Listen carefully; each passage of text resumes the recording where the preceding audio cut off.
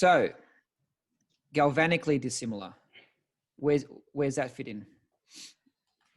Okay, so galvanically dissimilar is probably it will be the technical term which leads into corrosion. So what we're really concerned here is galvanic corrosion, right? That's when you got two galvanically dissimilar metals that are in contact with each other in the presence of a solvent, which can be water or rainwater, and that's when you start getting galvanic corrosion.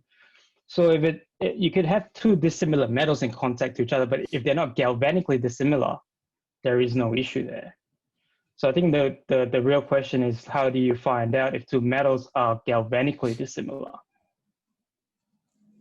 True. I think that's the main concern for solar installers. I think that's where we get. But were those questions asked when we were at Energy Matters 10 years ago? Like, or was it sort of more black and white then? It wasn't black and white. Everyone just assumed that, you're going to have that, galvanic corrosion in those corrosive environments, those two dissimilar metals. And then I just thought if you just put the rubber on, it's fine. But then BlueScope released that paper and it sort of stated that, you don't necessarily need that rubber, for that specific purpose.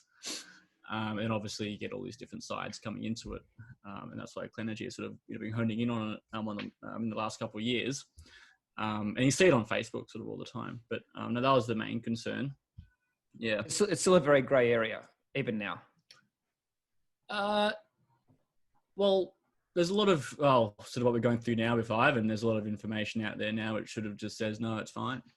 And you just present, the research and the paperwork. It sort of says it's fine. But my whole issue was there was just this very narrow-minded view of, no, can't do it. You need the rubber. You're an idiot. Change. No, that's why they give us the rubber. And obviously that's obviously not necessarily true. That's why Ivan's been focusing on. What I want to ask is, I don't know if you guys have any experience with this, is with, roof flashing and guttering, because not all the time you can get the same material as your roof cladding. What do you do there? Do you guys know? As in? Like flashing, when you do roof flashing or your ridge flashing or your gutters. I mean, they're all metal, but how do you, is there dissimilar concern there with, when people do roofing stuff like that? Because you still do flashing on even solar installs. That's a good question. Would you? No one's really specifically asked about the flashing, the ridge capping or the gutters, because obviously we don't necessarily install in those areas. Yeah.